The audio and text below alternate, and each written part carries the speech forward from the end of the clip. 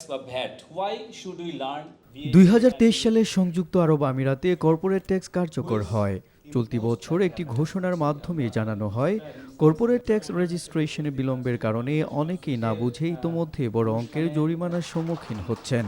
আমিরাতে কোনো লাভজনক প্রতিষ্ঠান যদি বছরে 1 মিলিয়ন দিরহামের বেশি আয় করে, তাহলে সেই প্রতিষ্ঠানকে কর্পোরেট ট্যাক্সের আওতায় আসতে হবে। এছাড়াও এলএলসি কোম্পানি, বহুজাতিক প্রতিষ্ঠান, ব্যাংক ও বীমা কোম্পানিগুলোকেও কর্পোরেট ট্যাক্স দিতে হবে। তবে এখনও অনেক উদ্যোক্তা ও ব্যবসায়ী এ বিষয়ে পরিষ্কার ধারণা না থাকায় বিভ্রান্তির শিকার হচ্ছেন।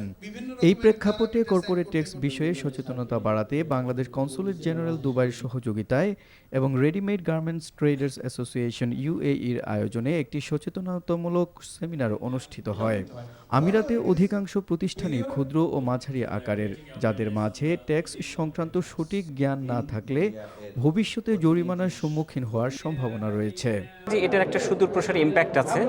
আমি বলছি না যে আজকের একটি সেশনের মাধ্যমে সকল সমস্যার সমাধান হয়ে যাবে বা সকলে একদিনে জ্ঞানী হয়ে যাবে, তা না। কিন্তু আমরা আজকের এই সেশন থেকে যেটি জানতে পারলাম সেটা হচ্ছে যে আমার এই কর্পোরেট ট্যাক্স সম্পর্কে কতটুকু জানার ঘাটতি আছে।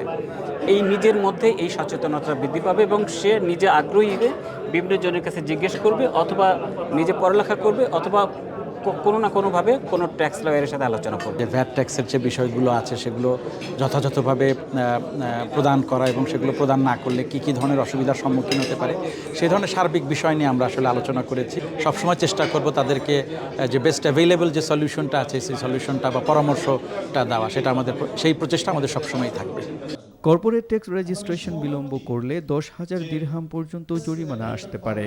এখানে যারা ব্যবসা করছেন, বিভিন্ন পেশার সাথে জড়িত, বিশেষ করে যারা এলএলসি খুলেছেন কোম্পানি, অথবা যারা পার্টনারশিপ ফার্ম যাদের রয়েছে, যাদের ইউএই কর্পোরেট ট্যাক্স এবং ভ্যাট সম্পর্কে আসলে অনেক নিয়ম কানুন রয়েছে, এইগুলো পরিপালন করার বিষয় রয়েছে। পরিপালনের ব্যর্থতায় তারা জরিমানার মুখে পড়তে পারেন, তাদের ব্যবসায় ক্ষতি হতে পারে এবং তাতে করে কি হবে, তাদের যে ব্যবসার সমৃদ্ধি, তাদের যে বিজনেস এক্সপানশন প্ল্যান, সেটা ভেস্তে যেতে পারে, তারা এখানে সমস্যায় পড়তে পারে, যেটা আলটিমেটলি আমাদের ফরেন রেমিটেন্স, যেটা ইউএই থেকে বাংলাদেশে ফরেন রেমিটেন্স সবসময় 1-2-3-এর মধ্যেই থাকে। রেডিমেড গার্মেন্টস ট্রেডার্স অ্যাসোসিয়েশনের তথ্য মতে শুধু আমিরাতের আজমান শহরে রয়েছে 2000 দোকান।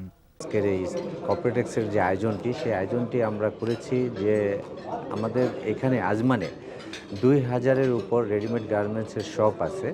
সেই শপগুলো হয়তো বা অনেকেই কর্পোরেট ট্যাক্স সম্পর্কে জানে না, বা অনেকেই জানে কিন্তু পরিপূর্ণ জানে না। সেজন্য আমরা এই অনুষ্ঠানটি করেছি, যাতে আমরা সবাইকে এই কর্পোরেট সম্পর্কে ধারণা দিতে পারি। কোনো অলাভজনক প্রতিষ্ঠান, পাবলিক ইউটিলিটি ও সরকারি প্রতিষ্ঠান, তেল, গ্যাস এবং প্রাকৃতিক সম্পদ কোম্পানিগুলো কর্পোরেট ট্যাক্সের আওতায় আসবে না। NTV international desk.